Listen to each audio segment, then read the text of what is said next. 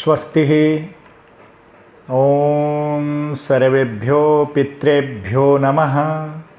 श्री पुराण पुरुषोत्तमाय नमः। श्री कृष्णाय नमः। ओम नमो नारायणाय नमः। आप सबको शुभ प्रभात और शुभ मंगलम भूयात्। पितृपक्ष का आज द्वितीय दिन है, द्वितीय दिवस है। महालयारंभ हो चुका है और पितरों की जो तिथियां आती हैं वे प्रारंभ हो चुकी हैं। आश्विन मास का कृष्ण पक्ष की द्वितीय तिथि है आज, और इसमें बहुत सारे जो है पितरों से संबंधित क्रियाओं का संपादन किया जाता है। और मैंने आप लोगों के जानकारी के लिए एक वीडियो भेजा था, आप सबका बहुत जो है सहयोग रहा, उसमें आपने सबने देखा और उससे जो ज्ञान अर्जित किया, तो काफ़ी हमें भी इस बात का जो है प्रसन्नता हुई, खुशी मिली और मन को काफ़ी शांति मिली कि चलिए एक अच्छे उसी परिप्रेक्ष्य में यह मैं जो है पुनः दूसरा जो है प्रारूप जो पितृपक्ष से संबंधित है या जीवन के प्रत्येक परिस्थिति में संबंधित है, आज मैं कुछ महत्वपूर्ण जानकारियां संग्रह करके आया हूं, जो ज्योतिष से भी हैं, पुराणों से भी हैं और वैदिक जानकारियां हैं। कहीं भी वैदिक और ज्योतिषीय गणनाओं से परे नहीं हैं। तो पहले वाली जो वीडियो भेजे थे, आपको आज की जो ये वीडियो आप सबके लिए भेज रहा हूँ, इसे आप ज़रूर सुनेंगे और उस दिन से ये वीडियो काफ़ी महत्वपूर्ण है और बहुत सारी जानकारियों के साथ है। तो इसे पूरा सुनेंगे, बिल्कुल घबराएंगे नहीं आप। और इसे अगर आप पूरा सुनते हैं तो आपकी बहुत सारी समस्याओं का समाधान मिल जाएगा इसमें, और समस्याओं का कारण मिल जाएगा। जैसे हमारे मन में एक प्रश्न आता है बार बार कि आखिर पितृदोष क्या है, पितृदोष क्यों होते हैं, क्या है ये जानिए। हम बता रहे हैं कि उसके लक्षण क्या हैं, उपाय क्या हैं, और पितृ पूजा के जरूरी जो निर्देश हैं वो भी मैं आपको बता रहा हूं। और सबसे बड़ी समस्या तो ये होती है कि हम जानते कैसे हैं, क्या कारण है। हमारी दशाएं शुभ होती हैं। रोज़ बहुत सारे लोग यह प्रश्न पूछते हैं, कुंडली लेके आते हैं, पूछते हैं कि गुरुजी दशाएं हमारी बहुत अच्छी ठीक जा रही हैं, हमारी कुंडली देख लो आप, हमारे जो है शुभ ग्रह बैठे हुए हैं, दशाएं भी हमारी शुक्र की चल रही हैं, तो बुध की चल रही हैं, तो गुरु की चल रही हैं, चंद्रमा की चल रही हैं, परंतु परिणाम कुछ भी शुभ नहीं आ रहा है, परिणाम विरुद्ध आ रहे हैं। तो कहीं न कहीं दिक्कतें रहती हैं, घरों में बीमारियां लगी रहती हैं, कार्य व्यापार में बाधाएं उत्पन्न होती हैं और ग्रह योग शुभ हैं। तो इसका क्या कारण है? तो अब महालया पक्ष चल रहा है, कनाकच चल रहे हैं, तो इन सभी प्रश्नों का उत्तर आज मैं कोशिश किया हूं कि आप सबको इसका उत्तर, कारण, निराकरण, निवारण बता सकूं। तो ये कंप्लीटली मैं ये बताने का प्रयत्न कर रहा हूं, संपूर्ण जानकारी देने की कोशिश कर रहा हूं। देखिए जानकारियां तो असीमित हैं, अथाह हैं और समुद्रवत हैं।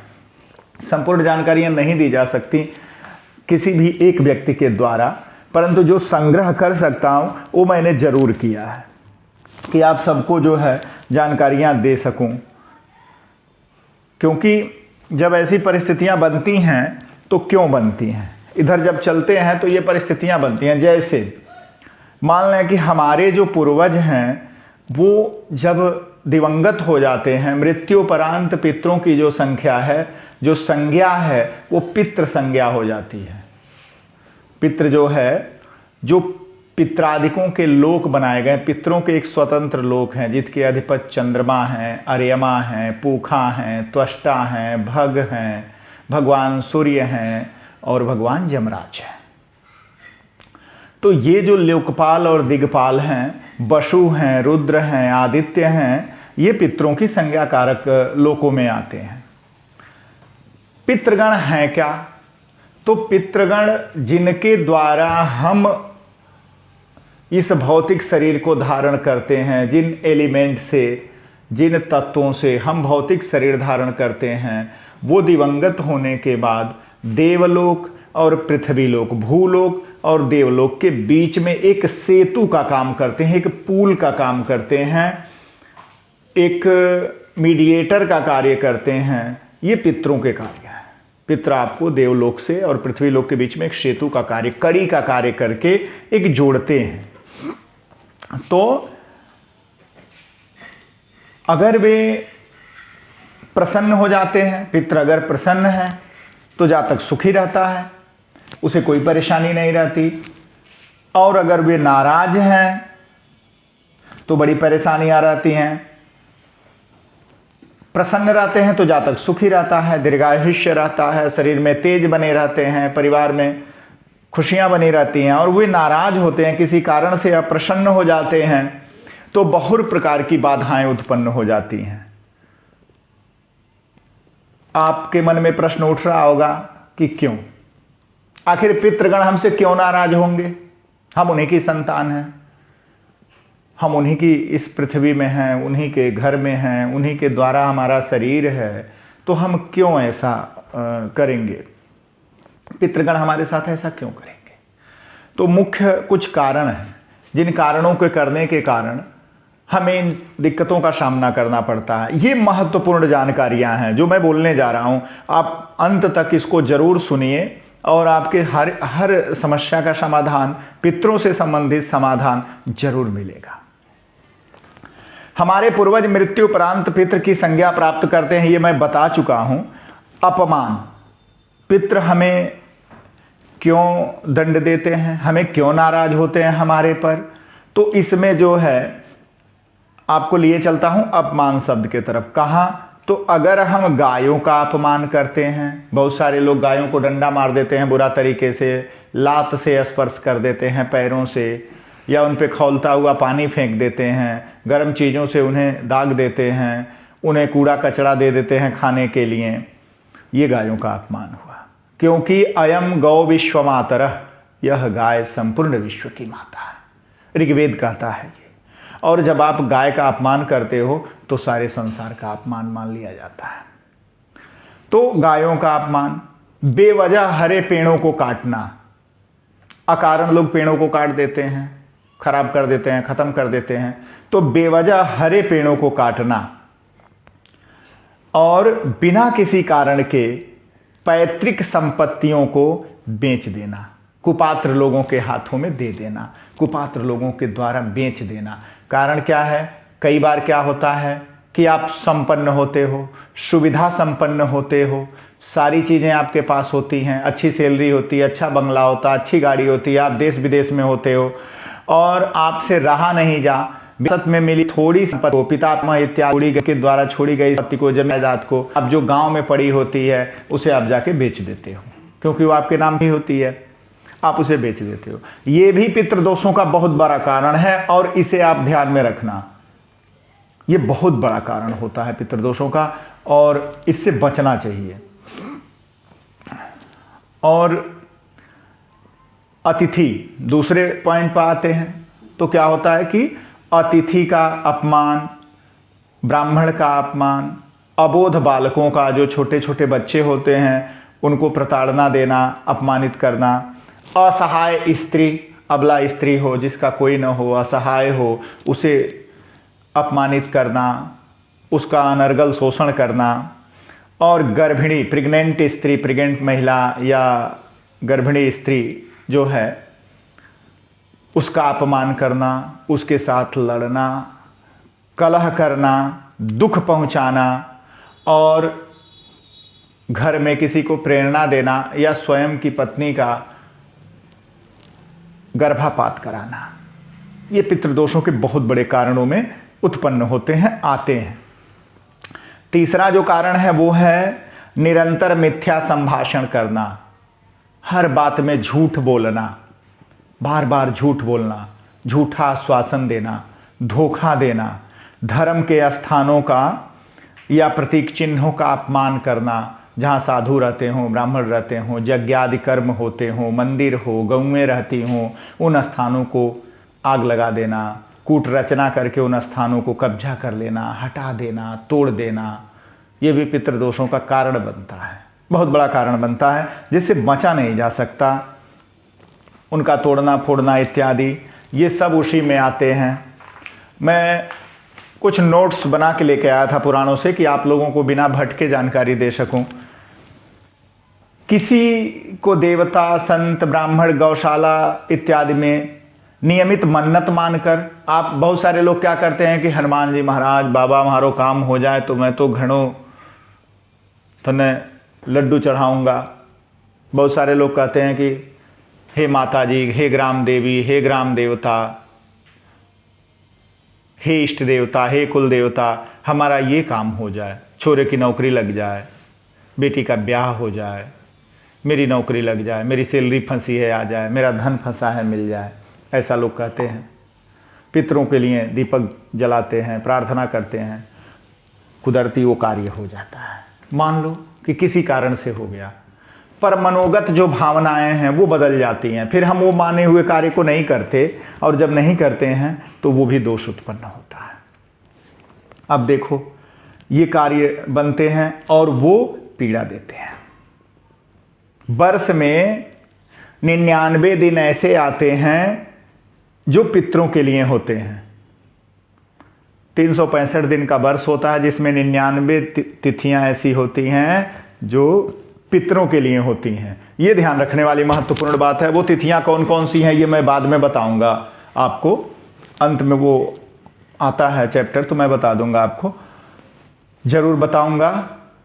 पर ये 90 से 99 दिन की तिथियां आती हैं और इतनी महत्वपूर्ण हैं। उन तिथियों में अगर आपने मांस खाया, मदिरा पिया, तो निश्चित ही आप पितृदोषों के आगोश में जाएंगे, प्रताड़ित होंगे, कोई नहीं टाल सकता। अब जो है 5वें कारण की तरफ चलते हैं। पितरों का अपमान करना, पितरों के पिंडियों का अपमान करना, उनका सम्मान न करना, श्रेष्ठ जनों का अपमान करना, अपने से बड़ों को कटुवाक्य बोल देना, अपमान करना। जैसे गांव में रहते हैं, नगर में रहते हैं, आप अपने गांव घर में रहते हैं, वहाँ बड़े बुजुर्ग रहते हैं अगर, तो उनका निरादर करते हैं तो वो भी जो है दोष बनता है।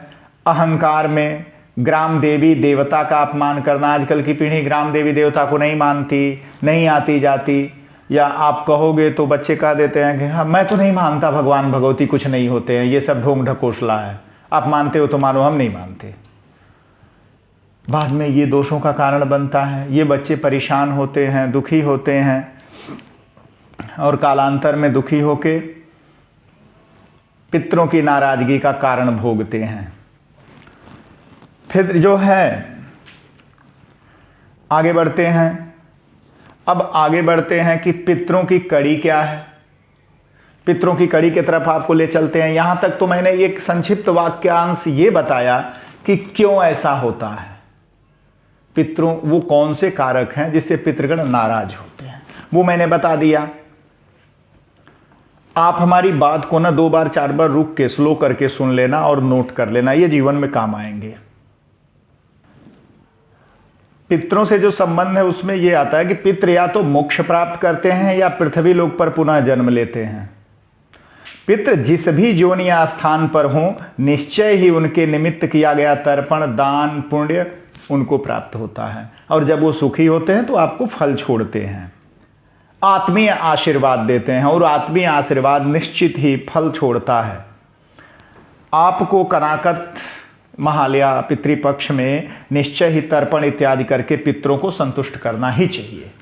आपको पितरों को जब आप संतुष्ट करोगे तो पितृदोष कुंडली में विद्यमान होते हैं। पितरों को जब प्रसन्न करोगे तो कल्याण करेंगे। पितृदोष ज्योतिषीय अनुसार कुंडलियों में भी विराजमान होते हैं।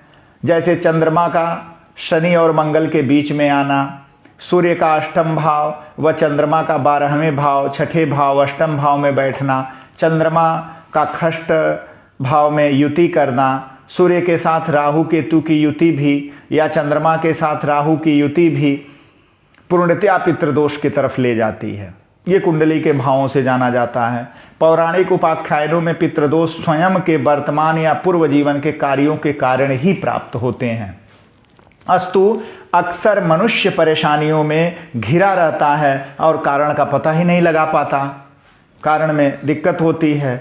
जन्म पत्री के शुभ योग शुभ दशा होने पर भी अगर घर परिवार में स्वयं या अशुभ फल ही प्राप्त होते हैं तो निश्चय ही पितृदोष है। पितृदोषों के कारण क्या अशुभ फल हो सकते हैं ये मैं बता रहा हूं, इसे देखें। वीडियो थोड़ी लंबी जरूर होगी पर आप पूरा देखेंगे तभी इसका समाधान प्राप्त होगा। क्योंकि पितृदोषों के कारण क्या अशांति होती है, जैसे अशांति में पारिवारिक कलह ज़्यादा हो जाए और एक हद स्तर से अधिक बढ़ जाता है। दूसरा, किसी को ज्वर बुखार बार बार होने लगे या कोई विशेष बीमारी हो जाती है जो बहुत लंबे समय तक चल रही हो और ठीक न होती हो। परिवार में रोगी या विकलांग अथवा अनचाहे बच्चे का जन्म हो जाए, बच्चों द्वारा असम्मान व प्रताड़ना का व्यवहार करना, गर्भाधारण न होना मतलब संतान बाधा उत्पन्न होना, फिर परिवार में किसी सदस्य का विवाह न होना, बेटे बेटी संतान भाई बंधु की शादी में बाधा हो जाना, बार बार बुरी आदतों के आगोश में लग जाना पड़ जाना, परिवार में बात बात पे झगड़ा होना, कलह होना, ये सब पितृदोषों के मूल कारण हैं। पितृदोषों की मुक्ति के तरफ चलते हैं कि क्या कारण होते हैं मुक्ति के लिए। तो पहली बात तो यह है कि श्राद्ध पक्ष में तर्पण और पिंडदान करें, अतिथि ब्राह्मण को भोजन कराएं। अगर पितरों की तिथि नहीं मालूम है तो श्राद्ध पक्ष में अमावस्या के दिन ही तर्पण और भोजन इत्यादि का कार्य संपादित करा दें। गौशाला जरूर जाएं। सोमावती अमावस्या को पितरों को भोग दें और सूखे गोबर के कंडे जलाकर उस पर घी की आहुति दें पितरों के नाम से, या गायत्री मंत्र से भी दे सकते हैं। सूर्योदय के समय भगवान सूर्य को जल दें व गायत्री मंत्र का यथाशक्ति जप करें यदि संभव हो तो। पीपल पेड़ की जड़ में जल, फूल, दूध और काले तिल मिलाकर चढ़ाकर पूर्वजों की शांति के लिए प्रार्थना करें। ये बड़ा अचूक उपाय है, बहुत तेजी से काम करता है। गाय को गुड़ खिला सकते हैं, गाय मिलती है तो उसे गुड़ खिला दिया करें रोज, ये बहुत अच्छा उपचार है। अगर कोई पितृ अकाल मृत्यु इत्यादि से मरे हैं तो नारायण बलि की पूजा जरूर करा दें, पितृ गायत्री का जप करा दें, पितृ सूक्त का पाठ जरूर करा दें, और बार बार उपद्रव और रोग व्याधियां ठीक नहीं हो रही हैं तो त्रिपिंडी श्राद्ध करा दें। किसी खाली स्थान पर, जो खाली जगह हो, वहां एक पीपल का वृक्ष लगा सकते हैं और वृक्ष लगा के प्रार्थना कर सकते हैं कि हमारे पितरों को मोक्ष प्रदान करें। अमावस्या के दिन यथासंभव गरीब या कमजोर लोगों को कुछ सामग्री जरूर दें, दान करें। और ध्यान रखें कि उस दिन अमावस्या के दिन आपके घर आया हुआ कोई अतिथि या जरूरतमंद भोजन करके जाए तो बहुत अच्छा है, बिना भोजन किए न जाए। संभव हो तो पितृदोषों के निमित्त आप कुछ मंत्र पढ़ सकते हैं, जप कर सकते हैं। ओम देवताभ्य पितृभ्यश्च महायोगीभ्य एव च नमः स्वाहाय स्वधाय नित्यमेव नमो नमः, इस मंत्र का जप कर सकते हैं। अथवा ओम सर्व पितृ देवताये नमः, श्री भगवान पितृ स्वरूप जनार्दन देवताये नमः। ठीक है, फिर आगे बढ़ते हैं तो सोमवार के दिन भगवान शिव पर कच्चा दूध चढ़ा सकते हैं और आक के फूल, आकड़े के फूल जो होते हैं, मदार के फूल चढ़ाने से काफ़ी लाभ मिलता है। मंगल यंत्र की स्थापना करके, मंगल कलश की स्थापना करके उसका नियमित पूजन कर सकते हैं और घर के दक्षिण दीवार पर ही पूर्वजों का चित्र लगाएं और उस पर फूल माला इत्यादि पहना के रखें। इससे बड़ा लाभ होता है, पितृगण प्रसन्न रहते हैं। और पितृ पूजा के लिए आवश्यक निर्देश हैं, याद करेंगे, ये महत्वपूर्ण चीजें हैं। भूल कर भी पितरों को मांसाहारी नॉनवेज भोजन अर्पित न करें, ये बड़ा नुकसान करता है। पूजा के दिन और पितृपक्ष में मदिरा, मांस, मछली, अंडा, शराब का सेवन कदापि न करें। पितृ पूजन में सीसा, चीनी मिट्टी व प्लास्टिक के बर्तनों का प्रयोग नहीं करेंगे भूल के भी। पितृ पूजन करने वाले व्यक्ति का किसी भी प्रकार से टोका टिप्पणी नहीं करेंगे, कोई व्यवधान उत्पन्न न करें। पितृ पूजा में घंटी नहीं बजानी चाहिए, घंटी बजाने से पितृगण अतृप्त हो जाते हैं, रुष्ट हो जाते हैं। पितरों के निमित्त गोदान जरूर करें, पितृगण बहुत तृप्त होते हैं गोदान के संकल्प से या गोदान करने से। और पितृ कर्म हेतु वर्ष में जो तिथियां आती हैं वो मैं आपको गिना देता हूं। वर्ष में जो है 12 जो है मुख्य तिथियां हैं। 12 क्या हैं? तो अमावस्याएं हो गई 12 पूर्णिमा हो गई, 12 संक्रांति हो गई, 12 वैधृत योग हो गए, 24 एकादशी हो गई, व श्राद्ध के 15 दिन हो गए। कुल 99 दिन बनते हैं। तो ये कुल 99 दिन पितरों के हैं। कभी भी इसमें से उचित समय निकालकर पितरों के लिए कुछ न कुछ करते रहें। थोड़ा ही करें, नहीं ज़्यादा कर पाएंगे, थोड़ा करें, लेकिन करें। इस वीडियो को पूरा सुनना है, आप धैर्यपूर्वक सुनना। चूँकि वीडियो बड़ा हो रहा था तो मैंने कुछ जल्दी ही गिनाया है आप लोगों को, जो नोट किया था मैंने अच्छे से पुराणों के बीच से, और वो मैंने आप तक पहुंचाया है। बिल्कुल सुनना, मन से सुनना, और इसे जो है कमेंट जरूर करना। अगर जो मन में विचार हो तो लाइक कर देना, सब्सक्राइब कर देना, और नंबर उसमें है मेरा। आपको जो चीज़ें ना समझ में आए, कोई डाउट हो तो मुझसे संपर्क भी साध सकते हो। संपर्क सूत्र हैं उसमें, तो संपर्क स्थापित कर सकते हैं आप, कोई ऐसी बात हो तो। बिल्कुल, बहुत बहुत आप सबको धन्यवाद, शुभकामनाएं। जय पितृदेव।